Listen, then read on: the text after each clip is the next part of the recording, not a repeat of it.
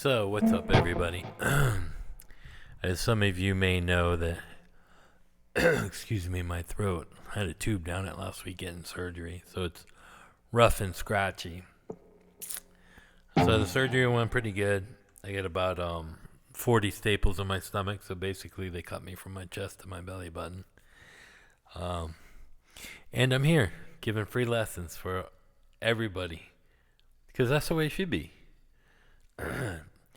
You know, no more of that crap about, hey, you guys pay for a lesson, free lesson, tutorial. Listen, I'm going to get into some of that in a few minutes, too. Because while I was in the hospital, I was watching a lot of YouTube videos. And that was probably a bad thing for me. And I'm going to get into some of the videos that I saw. And but first, like and subscribe so that you can get future videos and share it. Please share the videos with your musical friends. I'm going to get into something that came across actually yesterday. I went into Sam Ash slowly, and a friend of mine was in there with a woman singer. Had a great voice, but her guitar skills were, I'd say, intermediate. So I gave her a quick lesson, and she went and bought a scale book. Go figure. Because once I showed her how it all tied together, she was like, wow, I never thought of it like that. So I'm going to get into what I showed her. So, and we're going to use the A minor again because it's lovely. Oh, guitar of choice for today is it's a Koa EVH. It's an okay guitar. The specials I think are a little bit better. Does the job. I just like the wood color of it. Now getting into scales, and scales can be boring. I know that, but it's the way that you play them. Scales are a way to get your fingers to work. So I would suggest play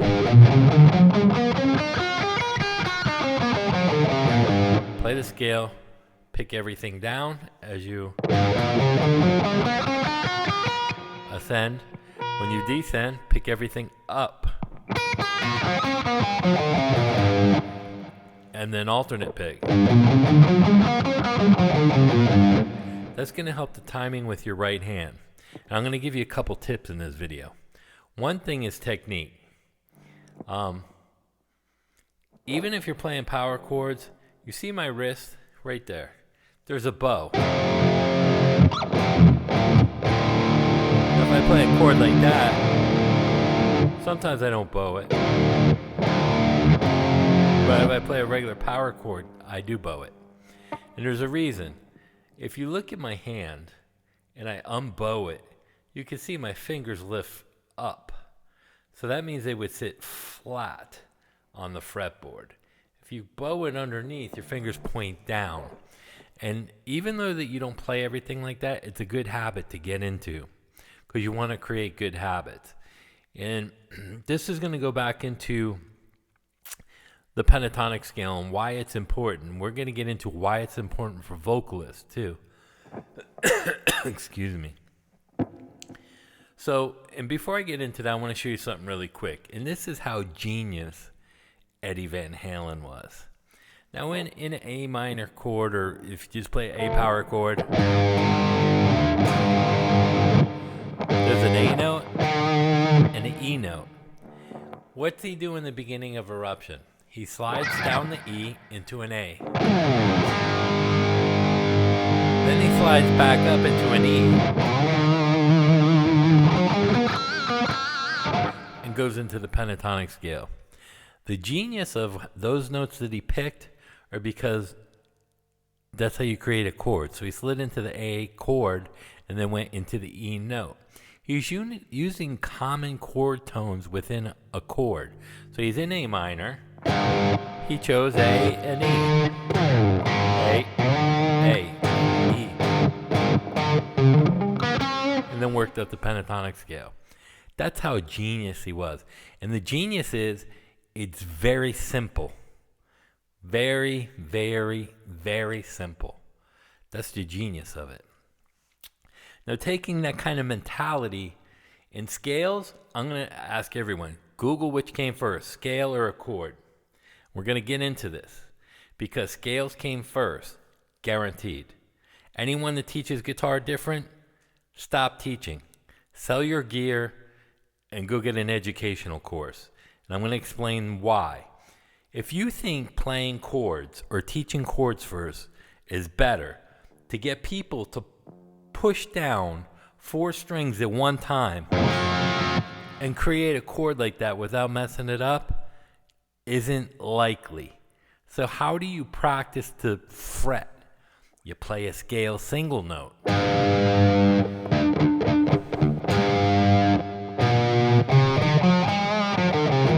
And you're using all your fingers, dexterity. So that'll build your fingers up to learn how to fret chords. Number 1 rule. So if you don't teach that from the very beginning with the scales, you're completely wrong. Again, sell your stuff and get out of the business. Learn from the people that I teach on YouTube because they're going to be better than you.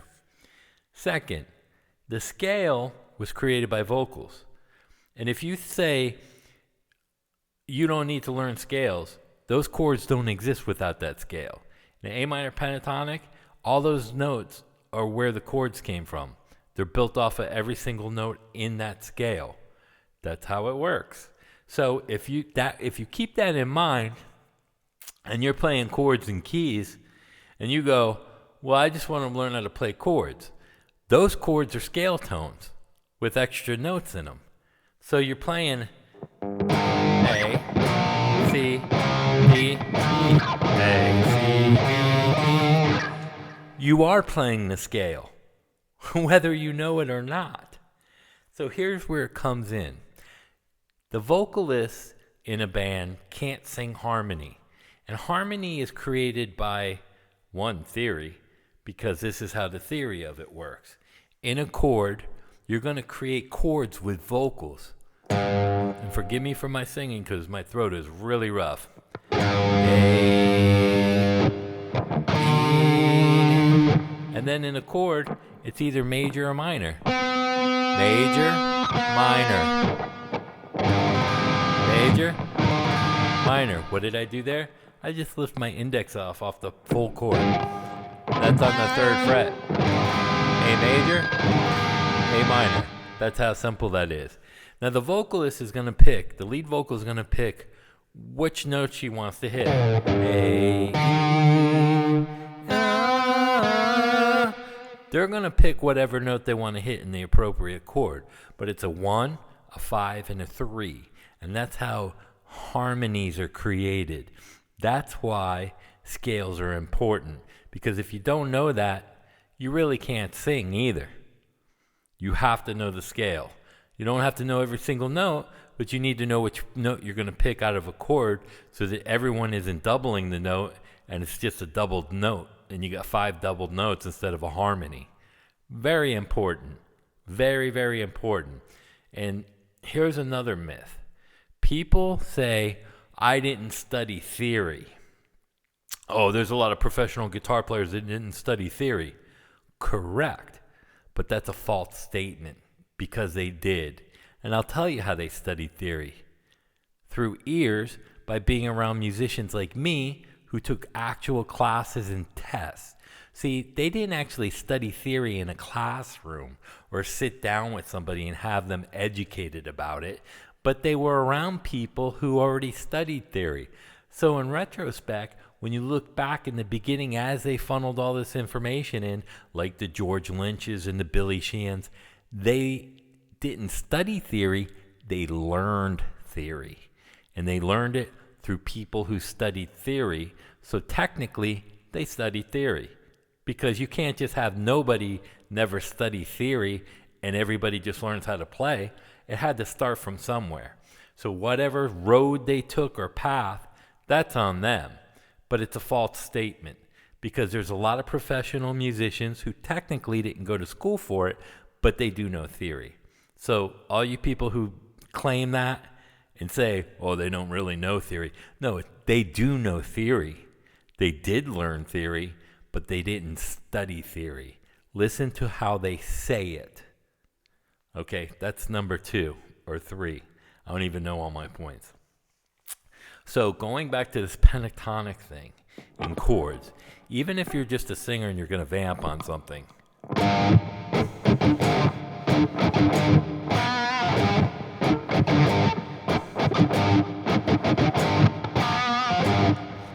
it's just an A power chord with a G or a C in there. I'm just hitting.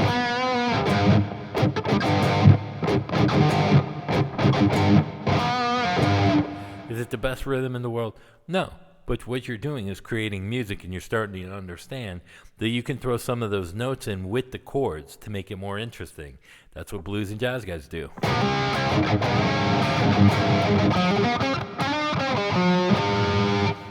So they tie it in together. But they're only using pentatonics. Some of them use major. And we got into that. So that is another part of the learning on why you need to tie in scale tones into chords. And basically, you're just playing chords all over the place, but you're playing the single notes, the root note of the scales.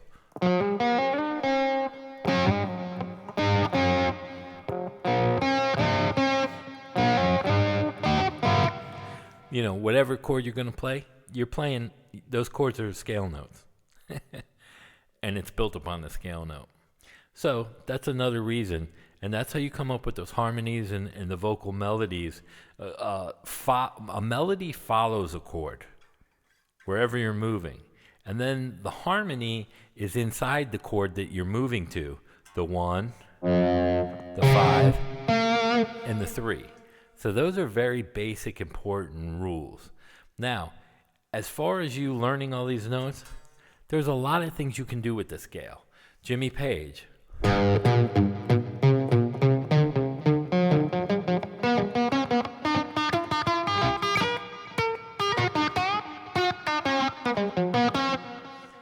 All I'm taking is the pentatonic scale, and I'm playing it like this. Then I go to this note.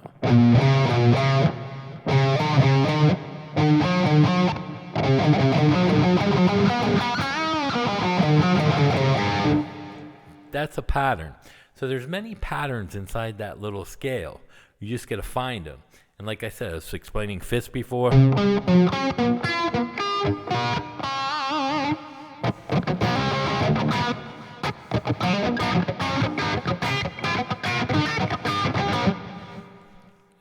Those are little scale runs tied in with the chord. That's why scales are important, because it'll help your chord playing. That's a fact. That's why scales are important. And that's why if you don't teach scales first, again, pack your bags. I have no respect for you. Number one, you're not a professional instructor. You haven't been taught how to teach. You don't know how people develop or receive information. Everybody absorbs it differently. So you might have to go down another path so that he understands that path. But regardless, you as an instructor are the ones that have failed. You're the ones who make everyone quit guitar, quit sports, quit this, quit that. You don't know how to teach to get people to understand what you're teaching, and you don't know the correct path of teaching. Plain and simple. You can't argue with me. I got 6 Grammys. I played in bands that I wrote music to that have sold all around the world and been number 1 in top 10s. You can't school me. I've already done it. I know what it takes, and I know how to write hit songs. It's that easy. It's that simple. So if you're going to disagree with me, that's your opinion. It's not a fact. Fact is, I'm where I was at, and these people that think that they're teaching properly are asking you for money for lessons. Again, here I am, 40 staples in my stomach, teaching you for free. The stuff that I learned, how I wrote music. And that's an important key and aspect. And like I said, like and subscribe, share this with your friends. This is how you're going to noodle. And you don't have to just noodle with the scale. Because if you're noodling with the scale, you're also noodling with chord notes. So go into the scale.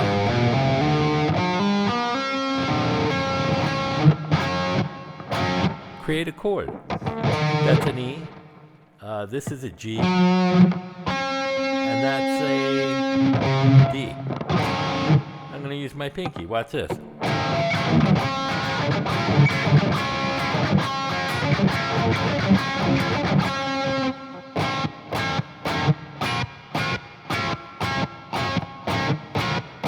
If I move it this way.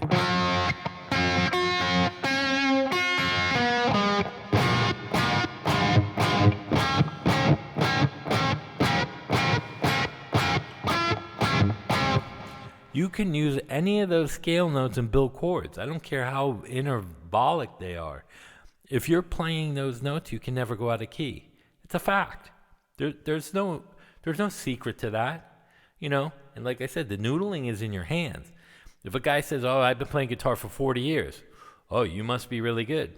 Not really. That guy only picked the guitar up once a year for 40 years, which meant he's picked up a guitar 40 times, versus the kid that's been playing 2 years and he's been playing 3 hours a day every single day for 2 years. Who has more under his belt? The guy that's played less years or the guy that played more years? It's a play on how they say things and what they don't explain to you in proper detail. So here was another thing that I heard.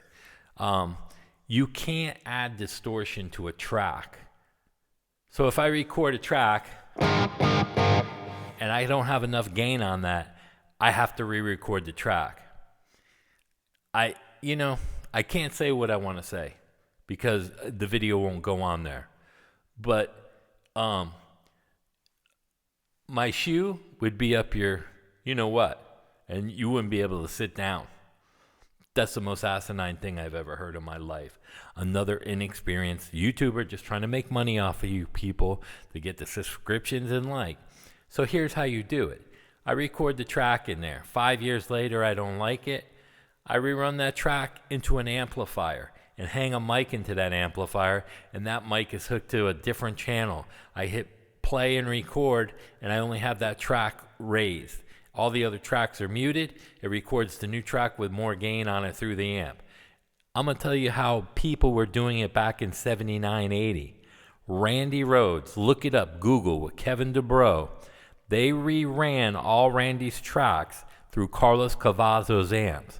So if you don't understand that from back then, sell your gear, sell your whole studio, sell every amp, and go deliver pizza.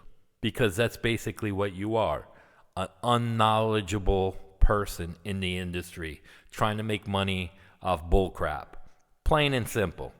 Now with today's tool, you can run it into the Fractal, you could run it into a plugin, which is even easier.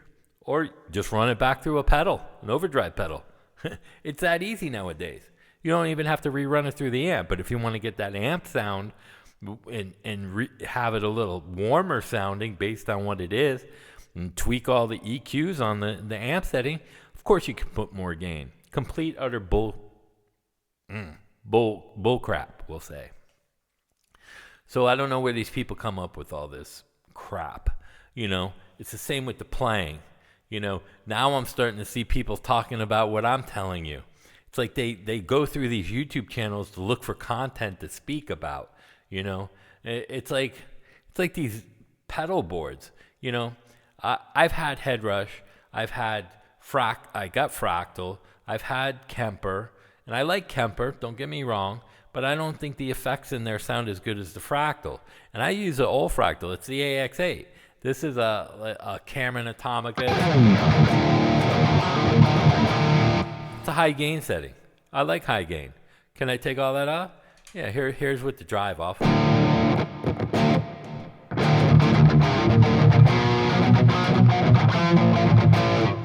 Yes, I can do that. No problem. Can I take all the effects off? Yeah, this simple. Watch. 2 buttons.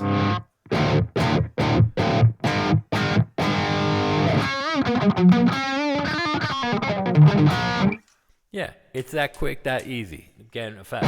Back on. Again, drive back on.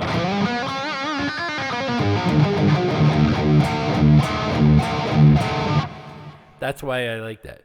Headrush I like. And let me explain these. There's no shootouts with these pedal boards. That's a waste of time and energy. You can make anything sound good. Trust me. You know, I use the Fractal AX8 because it has the dials in it like an amp on top. I still like to be able to bend down and tweak something really quick. Headrush is great because you can tap it and use the pedal to adjust settings while you're playing. I don't recommend that so you don't fall over, but there are great features on every one of these. Now, you're going to get what you pay for. If you buy like a Donner Arena, they asked me to demo that. No, thank you. Why? It's $279. I'm not interested in that. If somebody wants to go look for it and you have a very tight budget and you're just starting out and you want kind of this sound, that's the first step. But why waste $300? These are 800 used, 7. For another $400, you can go pick one of these up used, So that's that too. So, like and subscribe and comment down below. All right, peace out.